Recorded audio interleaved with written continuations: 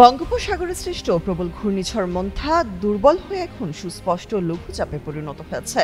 বর্তমানে এটি ভারতের উত্তর ছত্তিশগড় ও আশেপাশের এলাকায় অবস্থান করছে। এর প্রভাবে বিকেল ৫টার মধ্যে দেশের অধিকাংশ বিভাগে বৃষ্টি হতে পারে। শুক্রবার নিজের ভেরিফাইড ফেসবুক আইডিতে দেওয়া এক পোস্টে এই তথ্য জানান কানাডার সাসকাচুয়ান বিশ্ববিদ্যালয়ের আবহাওয়া ও জলবায়ু বিষয়ক গবেষক মোস্তফা কামাল পলাশ। পোস্টে দেওয়া ঘূর্ণিঝড় মন্থার পূর্বাভাস তথ্য অনুযায়ী ঢাকা, সিলেট, ময়মনসিংহ, রংপুর, রাজশাহী বিভাগের প্রায় সকল জেলায় সকাল ৮টা থেকে বিকেল ৫টার মধ্যে হালকা থেকে ভারী বৃষ্টির শঙ্কা রয়েছে।